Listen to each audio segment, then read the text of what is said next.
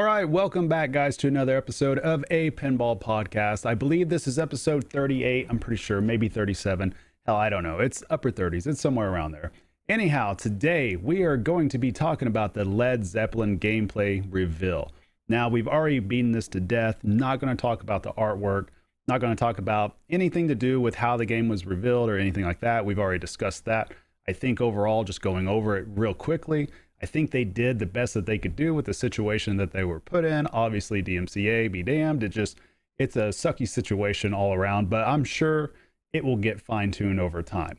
Anyhow, that's all I'm going to say on that, and we're going to move straight into gameplay because that's what this was. This was a gameplay reveal event.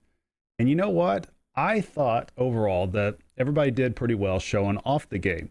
I felt like seeing this in action, the playfield to me felt like a cross between like a Star Trek and AC/DC or even a high speed. And if you really look at the playfield itself and you look up in the upper right hand side, you can see elements of that. Like I see it and it reminds me of AC/DC and high speed. Like all of those, it's almost like what's the word I'm looking for? Like a conglomeration. Am I even pronouncing that right? I'm probably not. It just looks like it's a hodgepodge of Steve Ritchie stuff just put together all over this playfield. And that's kind of what I was noticing. And more as I saw the game actually being played and I saw this kind of working itself out, it definitely felt that way overall. Now, just judging the game on its own, we'll just start directly from the beginning. The plunge. I'm not a big fan of the plunge. And the reason being is, one, it is hitting into the targets, which we thought it would do. But I was hoping that similar to high speed or similar to like a Black Rose or something like that, that we'd be able to go from the plunge, do a full plunge or a power plunge and go up the left loop or the side ramp loop, the hot shot ramp. I think that's what it's called. I need to figure this out. I keep getting my terminology wrong. We'll just say hot shot ramp. But it does not go up that direction. It will always hit the LED targets. Now, for me, that's a little bit of a bummer too, just because I don't like the idea of plunging and the ball immediately being out of control, no matter what you do. Like I don't like that. And even coming from a tournament background, I'm not a fan of knowing that this game will indeed be in tournaments, no doubt about that. But I'm not a fan of knowing that we're just going to all have to basically short plunge or soft plunge to a flipper nearly the whole entire time. And that's not, I don't know. For me, it's not my biggest or my most exciting way to start a pinball game, but it is what it is. Now, going over all that, let's just discuss the shots now. And I'm going to move over my playfield over here real quick. Too big. Come back. There we go. Now I made my whole browser go nuts. Okay, we're good. We're good. I'm not even going to edit that out. We're just going to do this in real time. Okay. So looking at this playfield overall, the answer or the questions that we had was pretty much answered. I mean, the game obviously does play fast, and that was almost a given because it's a Steve Ritchie design. Now, the game that they ended up playing on was the premium edition. I thought I'd heard it'd be the LE, but it turned out it was just the premium, but that didn't affect anything gameplay wise because everything else is the same on the playfield. So just looking at the shots in general, the game played super fast, and it played so fast, in fact, that upper flipper shot to the side ramp on the fly is nearly non-existent. Probably in about an hour and a half, I might have counted maybe 4 successful shots off that. And I'm talking if you just rip that left orbit spinner just flush and that ball comes screaming around that orbit, that is a tough shot. And a big reason for that is, especially if you look at the way the playfield is designed, that upper right flipper is way up there. It is way up there. And as a result, your reaction time has to be so quick on a shot or on a ball that's coming around that orbit fast. And it's nearly to the point to where I'm almost thinking when I do get a chance to play it, it'll just be one of those situations to where I'm either just going to let the ball just travel back to my right flipper, or I might even hold my flipper up and just kind of nudge it into the LED targets. Now, that being said, there is still some other options with the upper right flipper that we saw actually performed well on. And one of those things that excites me is the fact that you can sweep the ZEP targets that are up there, those drop targets. And so the lead targets, those are stand-ups, which are on the far left-hand side or across the playfield from it, right by the side ramp. Whereas the ZEP targets are the drop targets that are at a little bit of an angle, just right north of your upper flipper shot. Now it is pretty much, it's a sweepable shot, but I'm not so sure if it's a sweepable shot on a consistent basis whenever you are hitting that left orbit flush. But that being said, the ramp and those targets can be hit though, but the only way that I'm really seeing them going to be able to hit with any consistency is if that ball is coming out of the pops. If it's just trickling down a little bit slower to the upper flipper, I think that's the only way. Again, we didn't see any center shot hit, even though it was advertised that it could be hit from that flipper.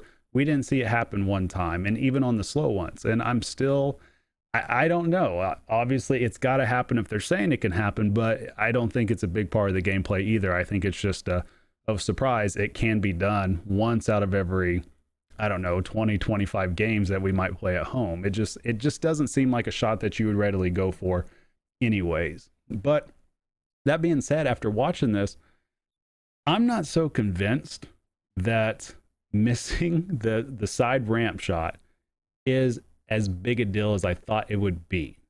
Now, that being said, I still hate that it's stripped out. I don't like it. I still do not like the idea that I could actually just crush that shot and hit it flush and the ball immediately goes out of control. That's still a bummer. But seeing it too, seeing how often it's not hit, I don't know how much of the game I'm missing yet. And I won't know until I get a chance to actually flip it and just see how it just generally feels. Now, unfortunately, yours truly, I'm not going to be able to flip this game anytime soon. I am staying in on a pro. I'm going to go for it. I'm going to do it. But from my understanding, I'm not going to be in on the first runs. I think all the pros there in the first run, those are all going to operators. And I think the earliest that I will get a pro as of today would probably be about a month from now.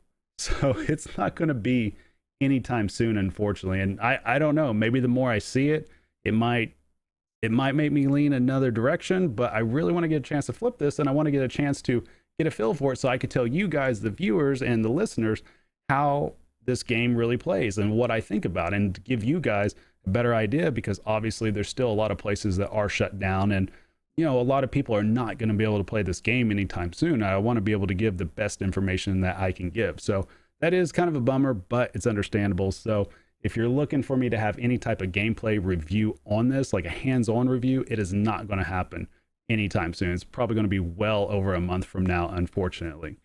Now, continuing on and talking about the shots in general, looking at the ramps overall, I actually do enjoy how these ramps return. They return super fast, as expected. The left ramp is a lot smoother, just seeing it played in general, than what I was kind of expecting. When I saw that ball bouncing all over the place out of the Zeppelin during the feature reveal, I was a little bit worried how that would affect timing, or if that would have an effect on timing, but it does appear that it did not have an effect on anybody's timing at all, and we never saw that ball jump out of the wire form either. So, I don't think it's going to be that big a deal now after seeing it in action. One of the things I really did love is it felt like every single shot was pretty much backhandable, which was nice. I mean, we were talking about all three ramps are backhandable, obviously. I mean, center ramp's going to be accessible to both flippers, but all the ramps are backhandable. I love that the spinner shot on the left-hand side is backhandable. I believe that the scoop also can be backhandable. So can the targets as well. And the way that you get those targets in that scoop to be backhandable is basically just by doing a rolling flip shot. And the way that you do that is if you're trapped up, and instead of doing a post pass over, you do your post pass a little bit quicker, and that just makes the ball go up the end lane and comes back to your flipper while you're holding it up. And then once the ball gets to nearly the end of the flipper, you can do a little flick shot, and that'll allow the ball to go the direction you want it to go. Now, if you guys haven't tried that yet, I would highly recommend trying it. If you have a Star Trek, you can do it on there. A lot of people are doing it on Teenage Mutant Ninja Turtles as well with the layer shot. And so those are shots that you can hit with the backhand also.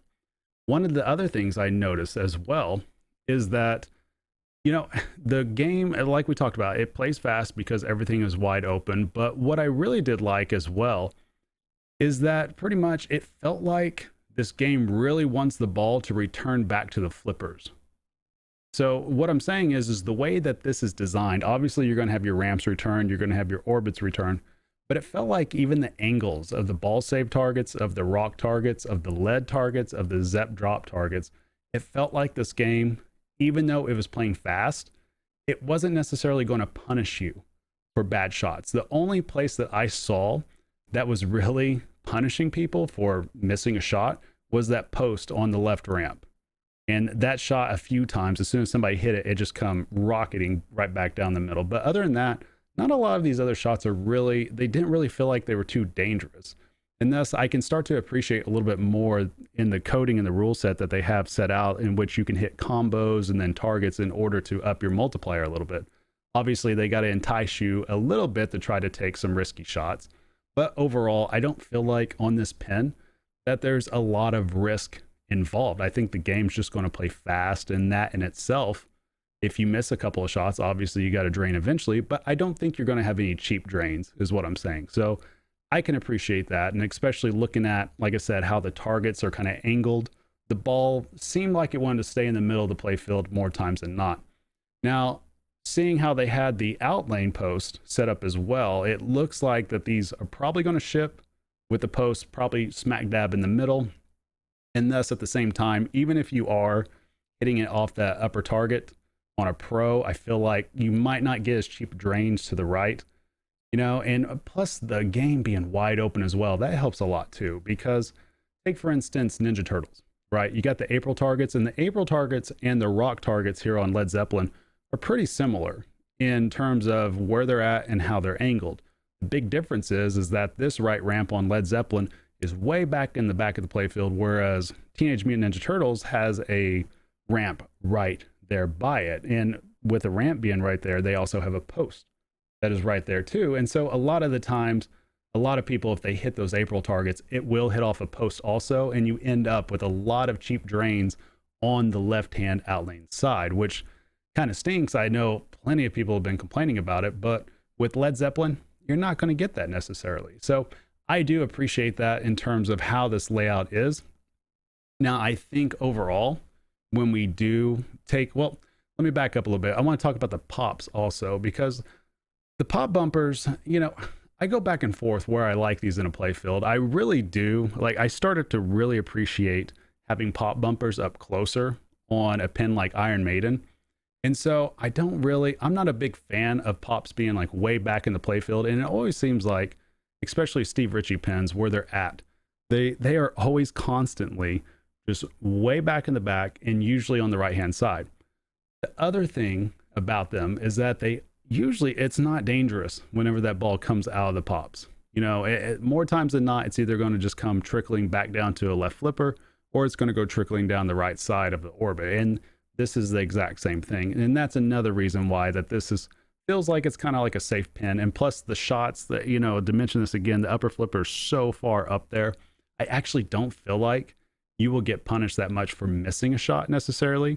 And I don't even know if you'll get punished if you basically are late on a shot. Some of these pins, like take Iron Maiden again, for instance, or even I think that this is probably possible on Jurassic Park 2, that if you're super late on that shot, you're going to send it directly to an out lane. I've had that happen to me a couple of times on Iron Maiden, actually. And so it doesn't seem like that's possible on Led Zeppelin just watching the gameplay, because there was a couple of whiffs from people trying to hit it, trying to hit the ball from coming through that orbit. But, so that's one thing to kind of look out for as well.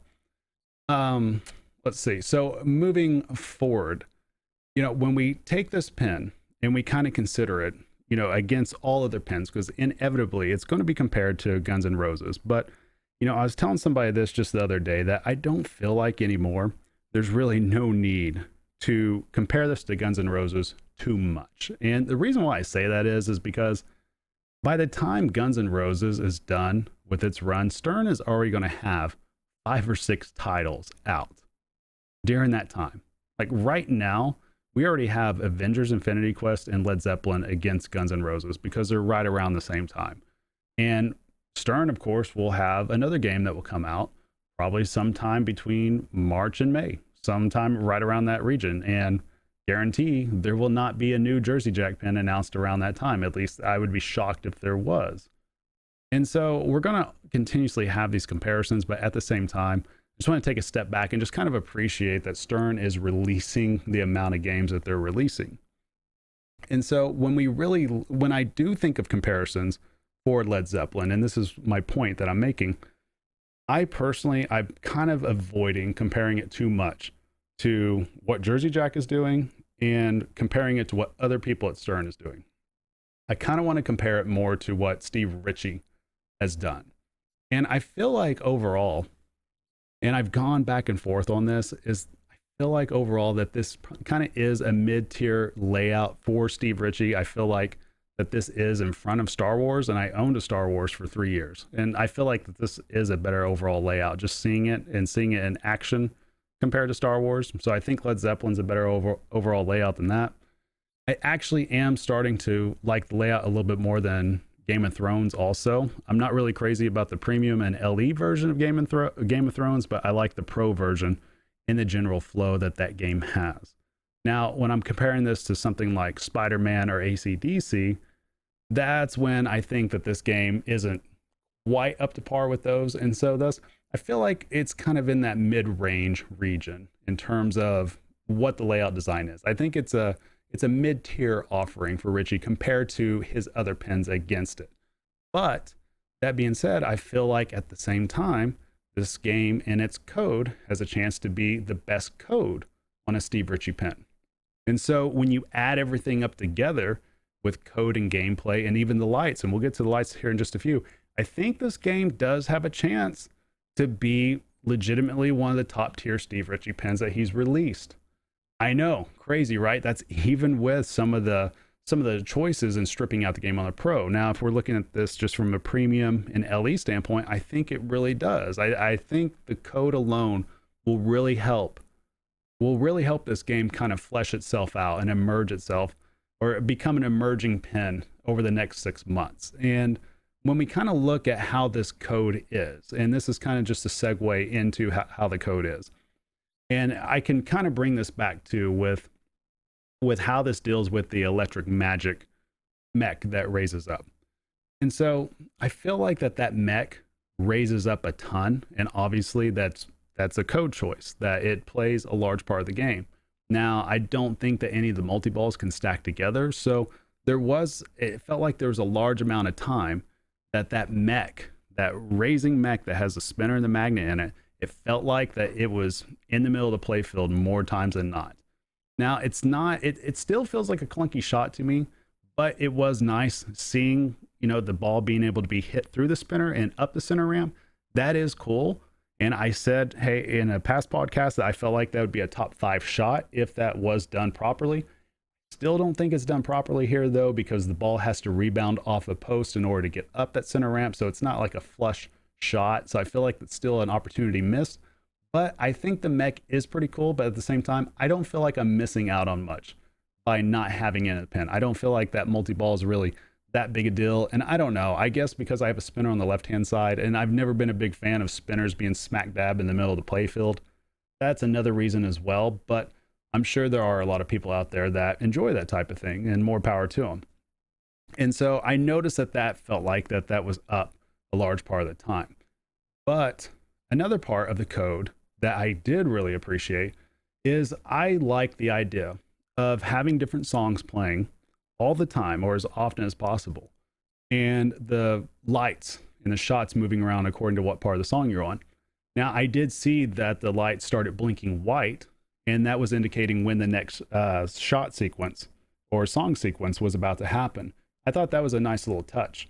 But one of the things that I kind of noticed that kind of suffered in some parts, but it was weird because it was hard to tell with the sound being kind of muffled at times or kind of staticky. It's kind of hard to exactly tell, and I feel like this is something to where you have to play it in person to really understand or fully appreciate it. But I was curious, and I still am curious, how the transition from song to song will be.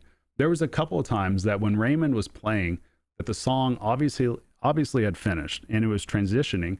However, there wasn't really any pomp and circumstance, or I think that's the terminology used. There wasn't any big action on the playfield or on the LCD screen that indicated, hey, this song is done and we're going into the next song. In fact, it kind of felt like there was just a lull between some of it, just because it took a few to get another song going, and it kind of just felt like a bare spot, just to where there could have been, I don't know, A light show, there could have been something like a bigger call out indicating that the song was finished, just something, you know. And one of the reasons why I'm really tuned into this is because on my Iron Maiden, I have it customized with a hip hop soundtrack.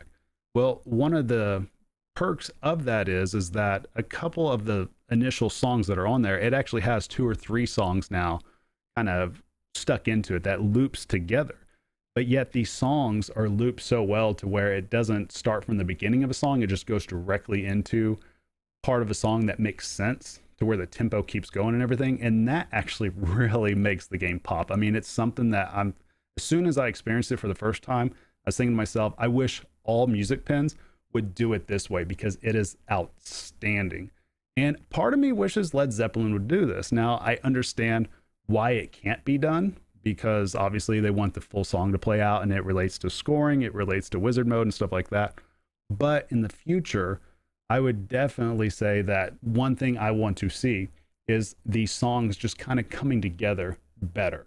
You know, I feel like that might be lacking a little bit right now in Led Zeppelin, but again, that could be a circumstance too of me just simply not being there and not really getting to hear it or experience it in person. Maybe it just comes off better in person, but that was one of the things I was noticing. And obviously they cannot do it in the way that I'm describing it on Iron Maiden because again, scoring, wizard mode, you have to start from the beginning of a song. That's just the way it is. That's just one thing that I hope can be fixed in the future, you know, whether it's either with this or even, you know, future games that are music pens to where I dig that these songs do go together. Like you don't have to start a new song. It just starts for you. I just want something more actionable that shows that, hey, that's done. If you feel like that's a concert, you know, it ends properly. Just lots of, I don't know, pyro, whatever it could be, light show, whatever it could be, something like that to indicate that, hey, I'm done with this song. You rocked out. We're getting immediately into the next song. Let's start rocking out some more.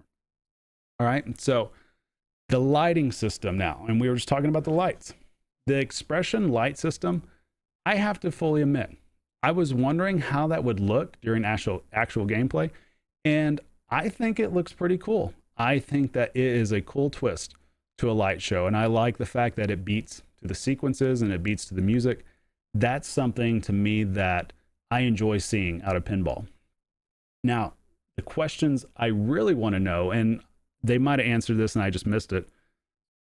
I'm curious to know if that type of lighting system, if it actually adds extra light to the playfield, enough to where it makes a huge difference to where you do not need pin stadiums anymore.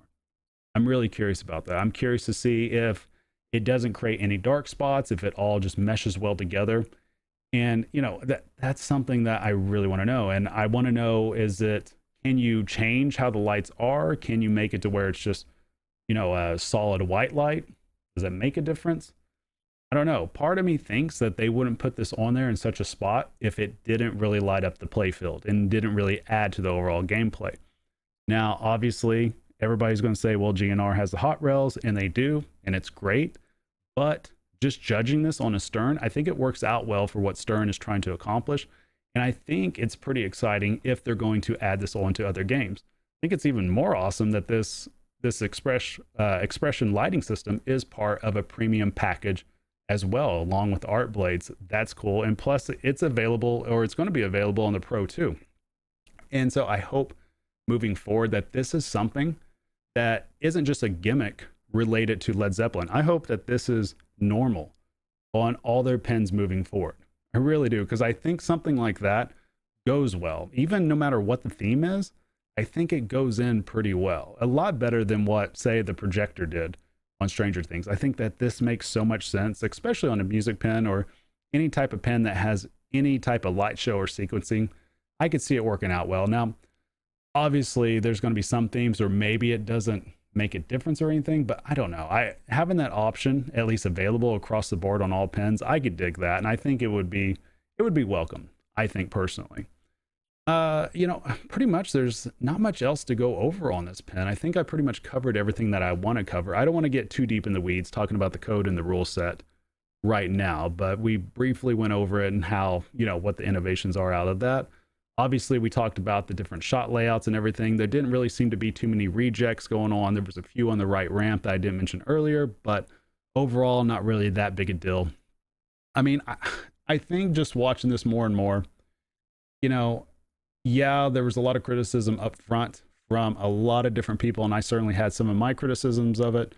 And obviously, this game suffers from not being able to have certain assets. But overall, I think it's going to be basically a worthy entry for Stern. I think that they're going to sell a lot. I think we're going to see this at a lot of tournaments. I think that the people that get this game, they're going to have a lot of fun with it because obviously it does have flow. You know, we're going to often hear people, the one thing that we will hear a lot of people say negative things about or have a little bit of a critique on is theme integration. Now, me personally, I think theme integration is one of the most overused pinball terms that there is. I do. And when I look at this and people are saying, well, you know, lack of theme integration, lack of this, lack of that. Again, I've done the same thing. But when I really take a step back and think about it, it's got 10 Led Zeppelin songs. It's got coding related to those songs, to where the shots move according to where you're at in that song. You're collecting gold records. You're collecting platinum records. The coding is such to where you're going through several different modes that relate to different tours. You know, you have the LCD screen kind of showing the psychedelic type thing going on. And I feel like that there is theme integration in this. I mean, the pinball machine looks like an album cover, albeit an ugly album cover, in my opinion, but it is still their album covers. And so this, to me, when you really look at the facts, this pin screams Led Zeppelin theme integration. I mean, it just does. Now, obviously, it doesn't mean that they have all the assets that really make it a fully, I guess, fleshed out theme integrated pin, but there's still integration there. It's got music. It's got the shots relating to the music. It's got the artwork with the album. Of course, they got the Zeppelin everywhere. They got the Ick on a Stick guy everywhere. I mean, they got the symbols.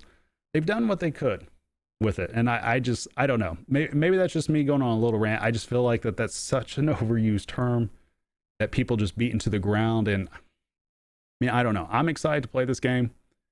And I think that overall it'll be a pretty fun tournament pin. Just looking over it. And I think overall people will have fun shooting it at home. I don't know. I don't think that this pin's going to be bolt to the ground for me. I think it'll be one of those things where I do have fun for a couple of weeks or a couple of months and then send it on its way. But overall, like I said, it's one of those entries that's a mid-tier Steve Ritchie entry in which I think the code will really bring it along, and I think it'll be fun overall to play. That's kind of my assessment on it. Hopefully within a month or a little over a month, I'll finally have hands-on gameplay review for it, but that's all I got for now. Thank you guys so much for watching. I greatly appreciate it. I will be having another video coming out here, maybe not today as of the release of this, but within a couple of days before Christmas, to where we'll actually do a shot analysis of the playfield. I feel like nobody really does that at all, and I just feel like doing it because that's what I do anyways on my spare time because I need a life, but it is what it is. But otherwise, guys, thank you guys so much for watching. I greatly appreciate it. And yeah, that's it. You guys take care. Have a great day. Later, guys.